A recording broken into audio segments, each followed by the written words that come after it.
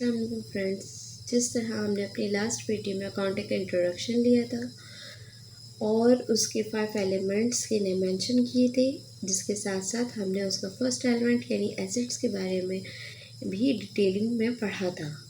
और हमने जैसे कि कहा था हम अपनी अदर वीडियोस में मज़ीद आगे इन्फॉर्मेशन आपसे शेयर करेंगे। तो यहाँ पे हम अपनी एक्सपेंस यानी सेकंड एलिमेंट जो अकाउंटिंग का है, जिस पे अकाउंटिंग बेस करती है, मीन्स अकाउंटिंग 5 एलिमेंट्स पे बेस करती है, जो कि हमारे माइंड क्लियर होकर हमारा माइंड उन 5 एलिमेंट्स को लेके हो जाए तो हमारे लिए पूरी अकाउंटिंग ईजी है। इसलिए मैंने आपको फर्स्ट एलिमेंट जो था एसेट, वो हमने लास्ट वीडियो में आपको मेंशन कर दिया था। यहाँ पे सेकंड एलिमेंट आपको एक्सपेंस मेंशन कर रहे हैं। फर्स्टली हम उसकी डेफिनेशन यहाँ पे लेंगे। In accounting an expense refers to any cost that contribute to a company's overall cost of doing business। यानी कोई भी ऐसा अमाउंट जो किसी भी बिज़नेस को स्टार्ट करने में या बिज़नेस करने में खर्च होता है, उसे यहाँ पे एक्सपेंस कहा जाता है।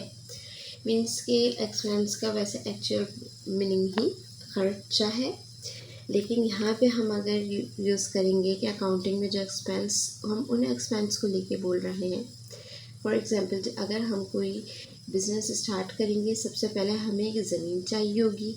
ज़मीन पे हमें बिल्डिंग बनानी होगी। बिल्डिंग यानी कंपनी बनानी होगी। कंपनी बनाने के लिए हमें अंदर जो भी मशीनरी सिस्टम, इक्विपमेंट्स या सप्लाइज कुछ भी XYZ हमें नीड होगी, तो उसके लिए हमें वो चीज़ें ख़रीदनी पड़ेंगी। ख़रीदने के लिए हमें जो पैसे लगाएंगे, हम उन पैसों को यहाँ पे एक्सपेंस कहा जा रहा है। अगर यहाँ पे हम एम्प्लॉयज़ रखते हैं तो एम्प्लॉय रखने के लिए हमें उनको उनके तनख्वाह देनी पड़ेगी, तो उनके लिए तनख्वाह होगी, लेकिन ये हमारा सब एक्सपेंस में इंक्लूड हो जाएगा। एक्सपेंस के भी यहाँ पे 4 टाइप्स हमने मेंशन कर दी गई हैं, जिसको हम आगे जाके डिटेली फर्दर पढ़ेंगे। फर्स्ट है fixed expense, second valuable expense, third operating expense, fourth non operating expense. अगर हम फर्स्ट पे आएंगे यानी फिक्स एक्सपेंस पे आएंगे, तो फर्स्टली हम उसकी डेफिनेशन लेते हैं, जो विद एग्जांपल आपको क्लियर हो जाएगा माइंड में। Stay the same regardless of business activity. For example rent, salaries, loan repayments, taxes etcetera. Fixed expenses do not change with production और सेल्स। यानी फिक्स एक्सपेंसेस जो होते हैं वो हमारे सेम ही रहते हैं। हर मंथ, हर बार हमारे वो एक्सपेंस जो कि हमें देने हैं, फॉर एग्जांपल हमने अगर एम्प्लॉय रखा है तो हमारी उसकी सैलरी भी हमारी एक अरसे तक, 1 साल से ज़्यादा तक उनकी सैलरी हम सेम रखते हैं।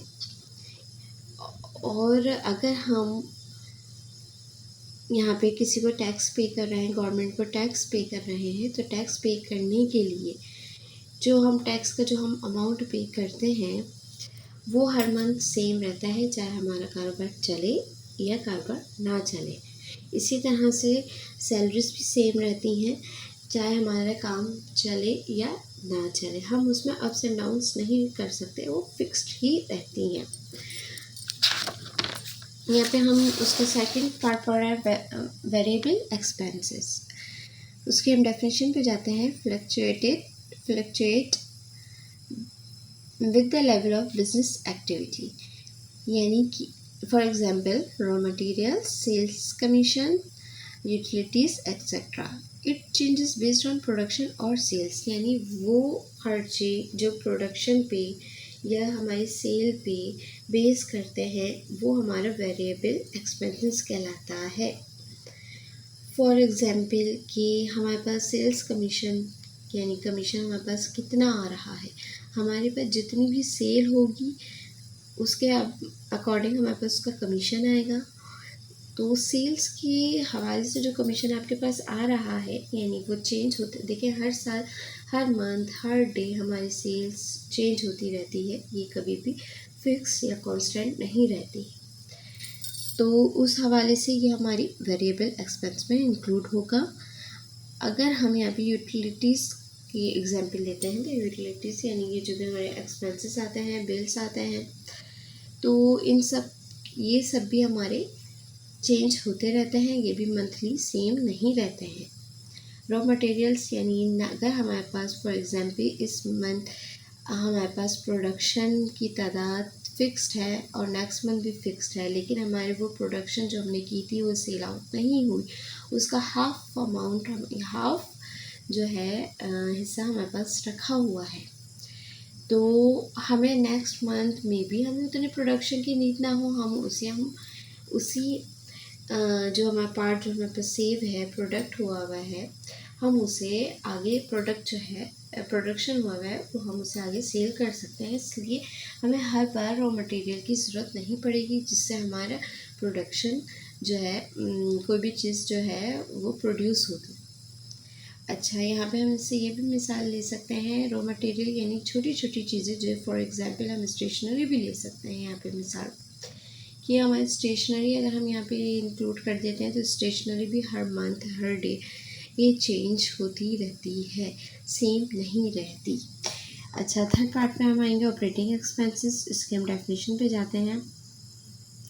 The cost of business incurs while conducting its day-to-day activities, excluding the direct costs of producing goods or services. For example, office supplies, rent, utilities, insurance, etc. यहाँ पे हम ऑपरेटिंग एक्सपेंसेस से मुराद वो expenses रख रहे हैं। अच्छा, यहाँ पे हम पहली बात ये क्लियर कर दें कि जो प्रोड्यूस हम गुड्स कर रहे हैं या सर्विस कर रहे हैं, जैसे कि है ना, या हमारी जो सेल्स हो रही हैं या हम जो सर्विसेज प्रोवाइड कर रहे हैं, ये उस पर बेस नहीं करती, चाहे वो अप्स हो या डाउन्स हो। सही है।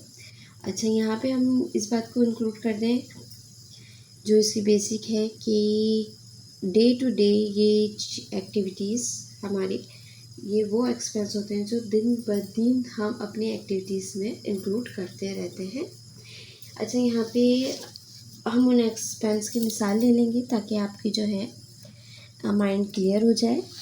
फॉर एग्ज़ाम्पल रेंट, ये अगर हम किसी चीज़ का रेंट पे करते हैं, इट्स क्लियर कि आपने कोई चीज़ मतलब आपने वो कोई चीज़ उधार पे ली हुई है और उस चीज़ को आप यूज़ कर रहे हैं, यूज़ करके आप अपनी इनकम जनरेट कर रहे हैं। उसी तरह अगर हम इंश्योरेंस करते हैं, अगर हमारे इंश्योरेंस जो है हम हर मंथ इंश्योरेंस पे करते हैं, है ना, लेकिन हमारे पास इनकम आए, सेल्स आए या ना आए, हमें इंश्योरेंस बाकायदगी से उसे मुताबिक पे करना है, जो हमें एक वक्त जाके फ़ायदा करेगा। तो ये हम ऑपरेट कर रहे हैं अपना अमाउंट जो हमें आगे जाके फ़ायदा भी करेगा।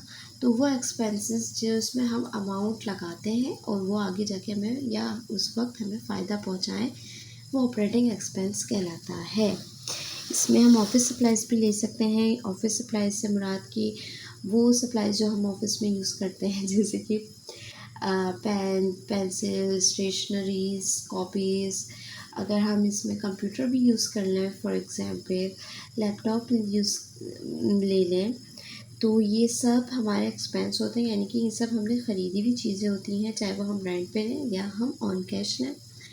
तो वो तमाम चीज़ें जो कि हम ऑफ़िस को वो फ़ायदा पहुंचाने के लिए ख़रीदें, तो वो चीज़ें तो हमारे पास बढ़ जाएंगी, लेकिन हमारे पास जो अमाउंट जा रहा है वो हमारा ख़र्चा होगा, हमारा एक्सपेंस होगा। सही, इसी के उलट अगर हम नॉन ऑपरेटिंग एक्सपेंस ले लें, वो तमाम एक्सपेंस जो कि आपको कोई फ़ायदा नहीं पहुंचाएंगे। उसकी डेफिनेशन पे पहले मैं आ जाती हूँ। Expenses that cure not associated with the core business operations of a company. For example, depreciation, taxes, everyday repairs to equipment. यानी कि हम जो टैक्स पे कर रहे हैं, टैक्स हमें कोई फ़ायदा नहीं पहुंचाता, लेकिन टैक्स पे करना हमारे लिए ज़रूरी है। अच्छा, कोई भी बिज़नेस स्टार्ट करने के लिए।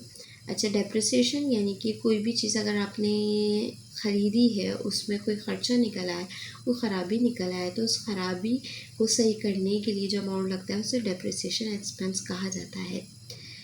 तो ये भी हमें क्या कहते हैं, नुकसान ही होता है कि अगर हम कोई न्यू चीज़ ख़रीदें उसमें ख़राबी आ जाए तो ये हमारा ख़र्चा जो है हो जाता है। अच्छा, एवरीडे रिपेयर्स टू इक्विपमेंट, वो तमाम इक्विपमेंट जो रिपेयर हम दिन ब दिन हमें उन्हें रिपेयर करने की नीड पड़ जाए तो वो भी हमारे लिए नॉन ऑपरेटिंग एक्सपेंस में इंक्लूड हो जाएगा। इसी के साथ हम आज क्लोज करते हैं। इंशाल्लाह जब हम आगे अपनी नेक्स्ट वीडियो में लायबिलिटी के हवाले से पढ़ेंगे। उम्मीद करती हूँ आपको ये ट्यूशन, ये क्लासेस थोड़ी बहुत तो समझ आ रही होंगी। इसलिए बर मेहरबानी मेरे चैनल को लाइक, सब्सक्राइब, फॉलो, शेयर करें। इंशाल्लाह फर्दर इन्फॉर्मेशन के साथ आपसे मिलते हैं। अभी के लिए अल्लाह हाफ़िज़।